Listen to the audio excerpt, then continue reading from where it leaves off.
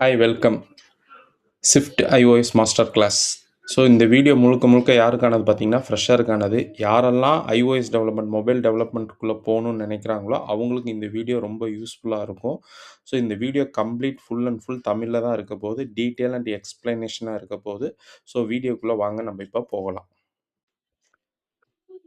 Swift லாங்குவேஜில் எல்லா லாங்குவேஜிலும் ஒரு டேட்டாவை வந்து நீங்கள் சேவ் பண்ணணும்னா ஒன்று கான்ஸ்டண்ட்டில் சேவ் பண்ணுற மாதிரி இருக்கும், இல்லைன்னா வேரியபிளில் சேவ் பண்ணுற மாதிரி இருக்கும். அது என்ன கான்ஸ்டன்ட், அது என்ன வேரியபிள்?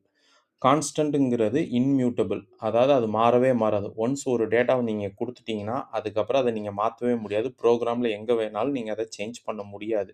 எக்ஸாம்பிள், நீங்கள் ஒரு ஆதார் நம்பரை கொடுத்துருக்கீங்க. ஸோ அந்த ஆதார் நம்பரை நீங்கள் எங்கேயுமே சேஞ்ச் பண்ண முடியாது. ஏன்னா ஆதார் நம்பர் ஒரு ஆளுக்கு யூனிக்கானது. ஸோ அதை எங்கேயுமே நீங்கள் மாற்ற முடியாது. ஸோ அந்த மாதிரி இடத்துல வந்து நீங்கள் வந்து கான்ஸ்டன்ட் யூஸ் பண்ணுற மாதிரி இருக்கும். So variable it's mutable. இது ப்ரோக்ராமில் நீங்கள் எங்கே வேணாலும் சேஞ்ச் பண்ணிக்கலாம். இப்போ வந்து எக்ஸாம்பிள் வந்து என்ன சொல்கிறது அப்படின்னு பார்த்தீங்கன்னா, இப்போ உங்கள் ஏஜ் இருக்குது. இன்றைக்கி வந்து உங்கள் ஏஜ் வந்து என்ன சொல்கிறதுன்னு பார்த்தீங்கன்னா, இந்த வருஷத்துக்கு உங்களுக்கு 25 இருக்கும். அடுத்த வருஷம் உங்களுக்கு 26 இருக்கும்.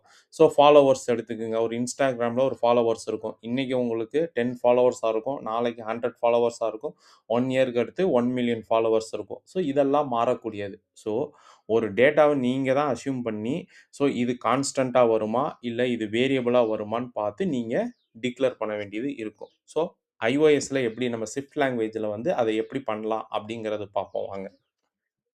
ஸ்விஃப்ட் லாங்குவேஜை பொறுத்த முடிக்கும் நம்ம லெட்டுங்கிறது கான்ஸ்டன்ட் யூஸ் பண்ணுவோம். ஸோ வேரியபிள் வந்து வேர்னு யூஸ் பண்ணுவோம். ஸோ மாறக்கூடிய அது இன்மியூட்டபிள் டேட்டாவை லெட்டுன்னு டிக்ளேர் பண்ணுவோம். ஸோ அதே மாதிரி வந்து மாறக்கூடிய வேரியபிளை வந்து வேர்னு நம்ம டிக்ளேர் பண்ணுவோம். ஸோ இது ரொம்ப ரொம்ப இம்பார்ட்டண்டான விஷயம். ஸோ நீங்கள் இதை கரெக்டாக டிக்ளேர் பண்ணாதான் உங்கள் ஆப் வந்து ஆப்டிமைஸ்டாக ஃபாஸ்ட்டாக யூஸ் ஆகும். ஸோ அது எப்படிங்கிறது இப்போ நம்ம அதை பார்ப்போம். Example, let name equal to Dhileepan அப்படின்னு கொடுத்துறீங்க. அதே மாதிரி வேர் ஃபாலோவர்ஸ் ஈக்குவல் டு 5000 கொடுத்துட்றீங்க. ஸோ இந்த ரெண்டு வேல்யூ என்ன ஆகும் அப்படின்னு பார்த்தீங்கன்னா, நீங்கள் ஒன்ஸ் வந்து ஆப்பை இன்ஸ்டால் பண்ணிட்டீங்க அப்படின்னீங்கன்னா நீங்கள் ஓப்பன் பண்ணுறப்ப இது ரெண்டுமே ரேமில் போய் உட்காந்துரும். ஸோ இது ரெண்டுமே ரேமோட மெமரியில் போய் ஆக்குப்பை பண்ணும். ஸோ ரேம் என்ன பண்ணும் அப்படின்னு பார்த்தீங்கன்னா, எப்பயுமே வந்து ஃபாலோவர்ஸை மட்டும்தான் வாட்ச் பண்ணிக்கிட்டே இருக்கும். ஸோ அந்த டேட்டா சேஞ்ச் ஆகுதான்னு சொல்லிட்டு. ஸோ லெட்டை வாட்ச் பண்ணாது. ஏன்னா அது கான்ஸ்டன்ட் கொடுத்தா அது எப்பயுமே மாறாது. ஸோ இந்த மாதிரி நீங்கள் வந்து கரெக்டான வேரியபிள் கரெக்டான டேட்டா நீங்கள் கொடுத்தீங்க அப்படின்னீங்கன்னா ஆப் வந்து எப்பயுமே வந்து ஆப்டிமைஸ்டாக உங்களுக்கு இருக்கும். ஸோ இல்லை எனக்கு தேவையில்லை, நான் பேருக்கும் வேறுன்னு கொடுத்துட்டேன்னா அன்வான்டாக ரேம் என்ன பண்ணுன்னா நேமையும் வாட்ச் பண்ணிக்கிட்டு இருக்கும், அதே நேரத்தில் ஃபாலோவர்ஸையும் வாட்ச் பண்ணிட்டு இருக்கும். ஆனால் இங்கே நம்மளுக்கு நேமை வாட்ச் பண்ணணுங்கிற அவசியமே கிடையாது. ஸோ இந்த மாதிரி மல்டிபிள், ஸோ இப்போ நீங்கள் ஒரு ஆப்புன்னு எடுத்துக்கிட்டிங்கன்னா மினிமம் வந்து 15 வேரியபிள்ஸ் கொடுத்துருக்கீங்க. ஆனால் இதில் எனக்கு வந்து 20 வேரியபிள் கான்ஸ்டண்ட்டாக இருக்குது, மீதி இருக்கிற 30 வந்து பார்த்தீங்க அப்படின்னீங்கன்னா வேரியபிள்ஸ் சேஞ்ச் ஆகிற மாதிரி இருக்குது அப்படின்னா, ஸோ அதுக்கு லெட்டு நீங்கள் கொடுத்து ப்ரொசீட் பண்ணிடணும். இல்லைன்னா 50ஐயும் அது வாட்ச் பண்ணிக்கிட்டே இருக்கும் அட் அ டயத்தில். ஸோ அப்போ வந்து என்ன ஆகும்னு பார்த்தீங்கன்னா பெர்ஃபார்மன்ஸ் வந்து அடி வாங்கும். ஸோ நீங்கள் கரெக்டான டேட்டாவை நீங்கள் எப்பயுமே வந்து லெட்டுனா மாறக்கூடியது இன்மியூட்டபிளுக்கு வந்து எப்பயுமே வந்து லெட்டும், மாறக்கூடிய மியூட்டபிளுக்கு எப்பயுமே வேறுன்னு கரெக்டாக ப்ராப்பராக யூஸ் பண்ணிங்கன்னா உங்கள் ஆப் வந்து எப்பயுமே ஆப்டிமைஸ்டாக இருக்கும். ஓகேங்களா?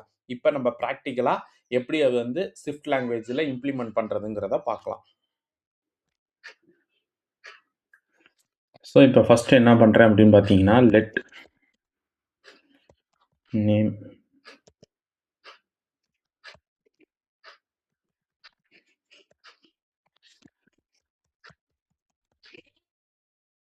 ஸோ இந்த நேம் எனக்கு எப்பயுமே மாறாது.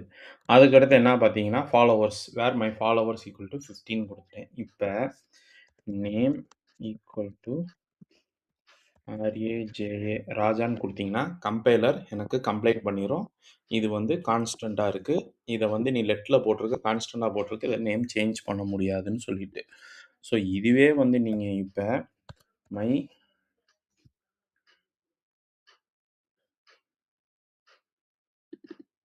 ஃபாலோவர்ஸ் ஈக்குவல் டு 150 116 கொடுக்குறேன்னு வச்சுக்கோங்களேன்.